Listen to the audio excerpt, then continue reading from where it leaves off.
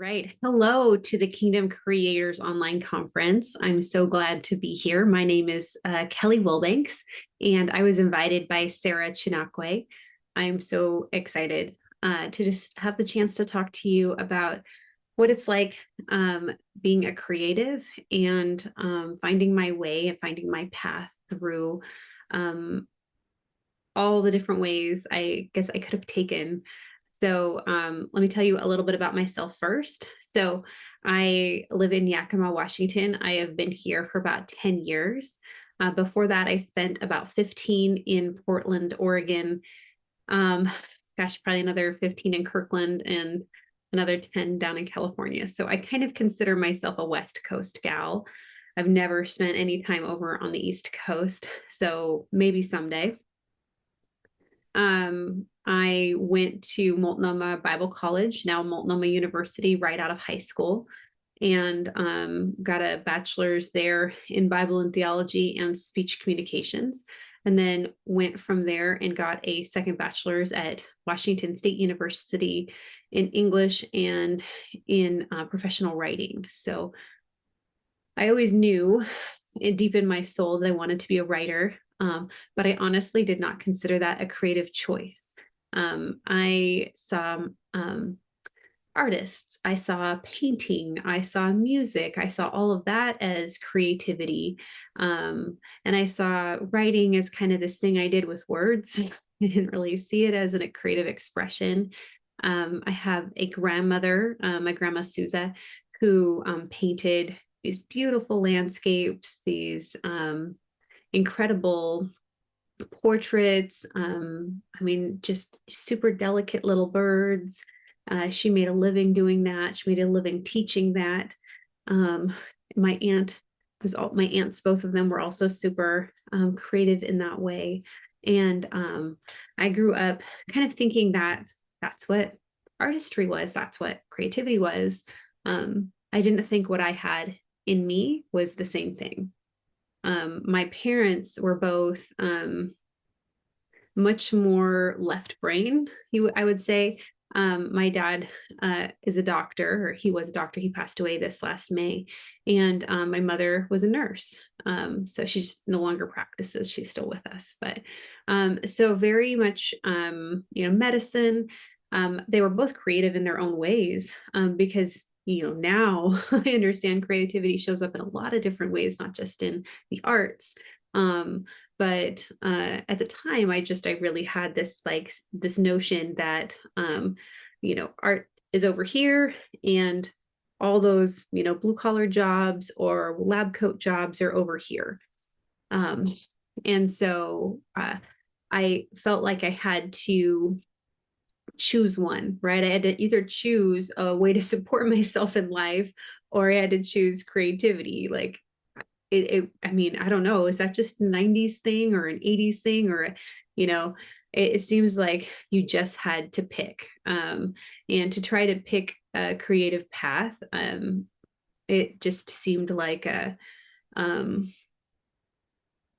you were choosing something whimsical and not something very substantial. So, and you were kind of betting on yourself instead of betting on something that was proven. I mean, mind you, I still chose the schooling I chose because those were still passions of mine. So, um, so yeah, so I had those backgrounds, but I still it was really still hard for me to put my faith in those things.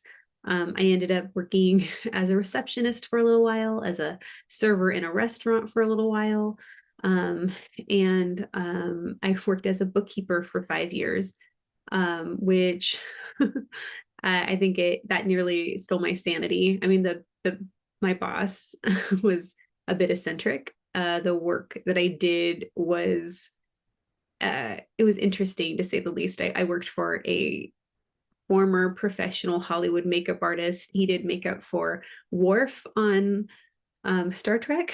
So that was interesting.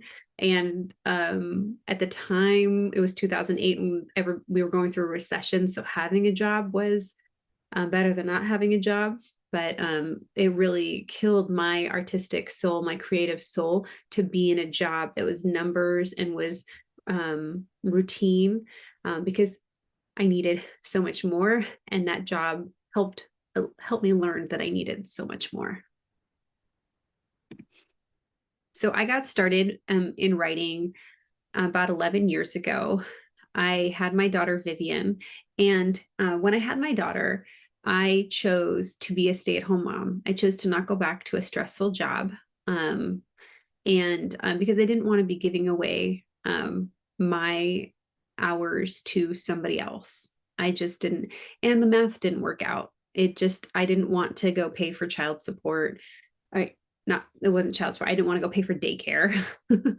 My husband and I are married. There is no child support involved. But I didn't want to go pay for daycare and essentially make $3 an hour when I could be home with my child and just make some choices, to cut back on our income and cut back on some of our spending to stay home with her. So during my maternity, I saved up as much money as I could and, did some haggling and figuring out, and, prayed about it, and then stepped away from that job, which was hard. I mean, even with I had never not worked. I mean, I had worked since I was about 11 years old and could start babysitting. That had always been a way, like a security net, for me. Even if I wasn't, using my creativity to make money, I always could make money. So that was always something I could rely on. But staying home with my daughter, I tried, all the kind of crunchy mama things. I made my own soap, and she was in cloth diapers, and I really enjoyed being a mom and just settling into that groove for the next couple of years. Then I got pregnant with my second daughter, Evelyn. And when I was pregnant with her, I was on one of those mom pregnancy blog sites, and I noticed that they were having a contest for writers. And I thought, what could it hurt? I think there was a prize of, grand prize of like 300 diapers or something. So I sent off a submission, and I ended up being a finalist in their competition. And I didn't end up winning the competition, but that wasn't the point. The point isn't always that we win. The point is that we make connections. And that is what I ended up doing. I ended up making a really good connection with the editors at Baby Center. That's the organization I ended up working with for the next 3 years. So I pitched an article to them about baby carriers. I had an ulterior motive because there was a baby carrier that I wanted. And I thought, well, if I can get them to greenlight the story, maybe I can get one for free. I ended up getting 7 baby carriers for free, and getting this story greenlighted, and then ended up being asked to write articles on a weekly basis for them going forward, which was such great experience for me. So I got to learn and get paid. And that was just a really wonderful chapter. And getting paid in baby gear as well as dollars was really helpful for me. So eventually writing for Baby Center kind of came to a natural end as my girls got bigger, and the stories that I wrote about kind of grew outside of the age that they were looking for.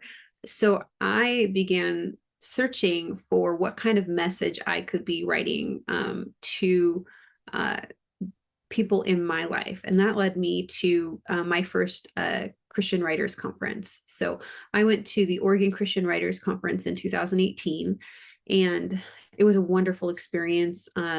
Robin Jones Gunn is one of an author that's had a really big impact on my life, and she was one of the keynotes. Kim Meter was there as well, and she was a fabulous speaker.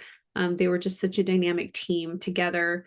I met Jim Rupert at the conference, and went on to take one of his courses, and he was just a wonderful connection. I met just such great people, and so it gave me a real good look at what the industry is like. I mean, I had nothing to bring to the table. I didn't have a one sheet. I didn't have, I mean, these things might not register for you either, but I didn't have a proposal. I didn't have a book I was writing. I just really was there to kind of see what it was all like, what, like who was there. I didn't research ahead of time. I didn't know who the agents would be. I didn't know who the editors would be. So, yeah,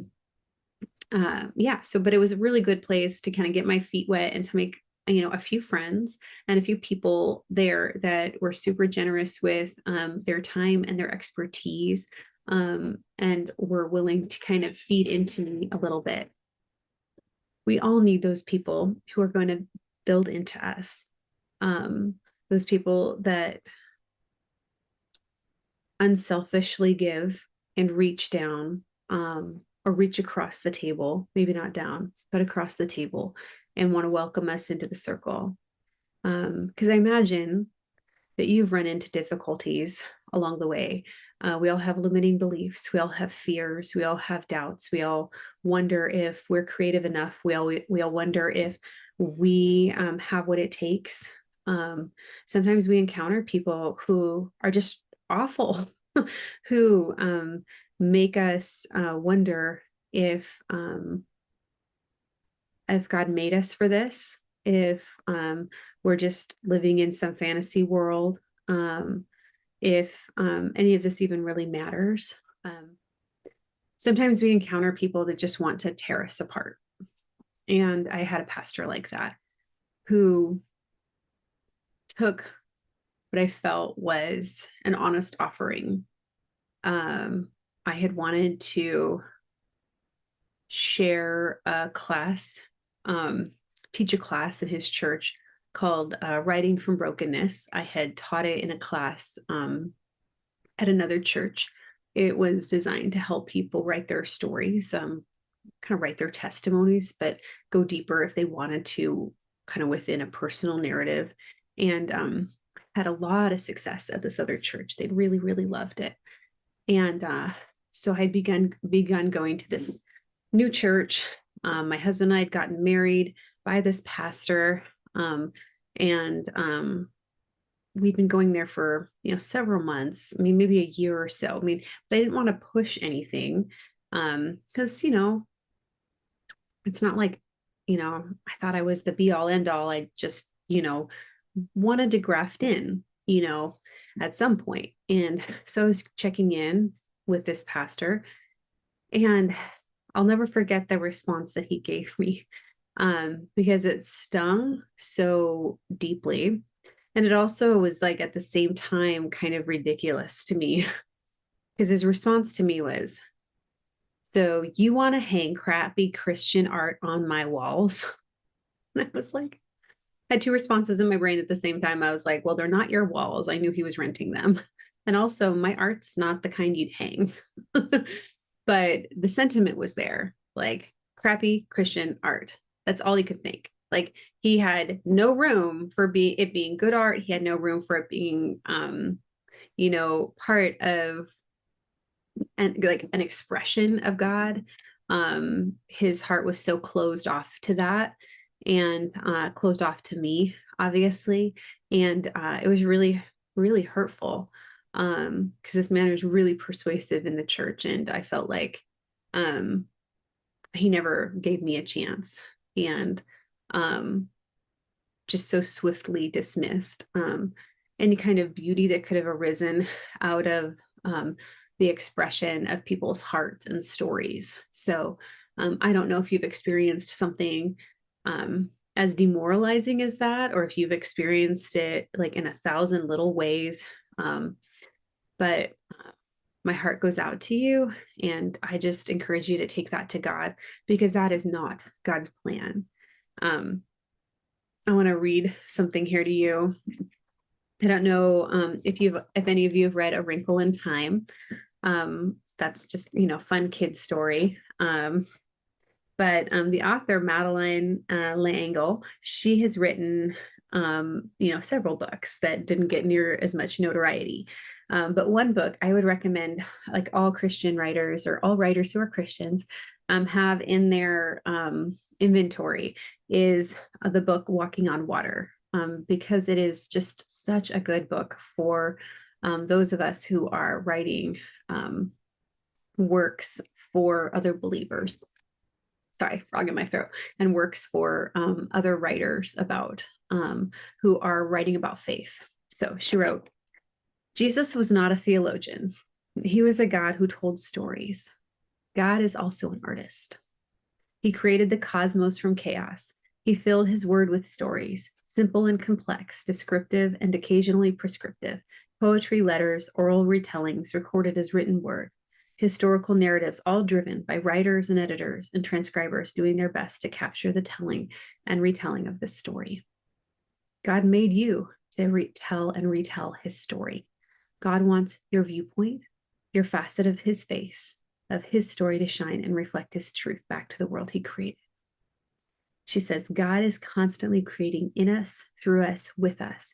And to co-create with God is our human calling. It really is. From the very beginning, God has fashioned us to co-create with him. So don't lose sight of that. Don't let anyone discourage you. Don't let your own mind talk you out of this work. I encourage you to find time in the morning before you let anything else in and start a practice where you just get out your pen and get out your paper and you just write and you give yourself space to do that without any other voices. And you just see what's there. Because that's the beauty of writing, and that's the beauty of creating. That's magic right there. That's something that wasn't there before. Like literally wasn't there before, that you just got to create. Okay, so I've continued to work on my writing. My story continued. I continued to get up in the morning. I continued to write. I started getting up a half hour earlier than I did before so that I could make my coffee and get my words out. I purposed to get 500 words written before my family would wake up. And that really started helping me make progress on whatever it was, whatever project it was in front of me. And then I became part of an internship. So Kathy Lipp, she has a program for writers, and I joined her internship back in 2019. And that has taught me a lot, especially about platform. That is Kathy Lipp's niche. As a writer, we are creatives and we want to create the work, but there's also a big part of it where we have to then get that work out into the world. I was just recently at the West Coast Christian Writers Conference, and I loved what, I cannot remember the writer, the author who said this, but she talked about, Jesus's marketing plan was the 12 disciples and how, he commissioned them, he sent them out. And the same thing is true for us. Like, we are our own marketing plan.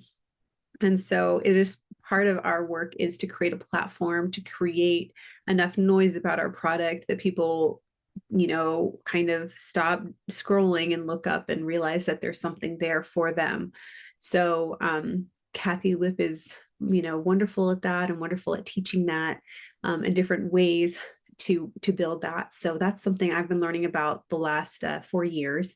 One area that I've niched down into is newsletters, because that is one really important part of the 3-part stool, if you will, that traditional publishers look at. So traditional publishers want you to have strong writing, and they want you to have a really strong subscriber base, along with a really strong social media following. But honestly, if you have good writing and a really strong subscriber base, they'll want to have a good conversation with you about moving forward. So I encourage all of you to get your newsletter started, because you can start, with just 2 people, just you and your mom. You can just get that going, and setting that into practice is really important. But aside from all that, that's an area of Kathy's ministry that I kind of built from scratch and realized I had a talent for. So that's something I do as a business now. And I help writers. I have a passion for that, and I know how important it is, and I love helping authors find that their way of connecting with their audience. So that brings me joy. So, I mean, it's the same kind of drive I've had all along, right? Through blogging, through connecting with moms, through, my own writing about my girls, which I do. I think I forgot to mention, I do a little writing for our local paper. And, and I'm still working out, through my own creative process. I still want to write a book someday. So what is that going to look like for me? How do I piece the different parts of my story together? What is that going to look like? I have, different parts of me that continue to show up. I don't know if you're a poet, if you're a nonfiction writer, if you're a memoirist, if you're a fiction writer, how do all these pieces kind of come together? And so much of this journey is about doing the work, but also trusting the results to God. And that is something I'm definitely still on the path towards learning. So, I just want to encourage you with all of that. Part of this is kind of figuring out who you are and what you bring to the table. That's a really important part. The other part is figuring out what people need, and how what you bring can meet that need. And then it's trusting God to kind of bring those things together at the right time.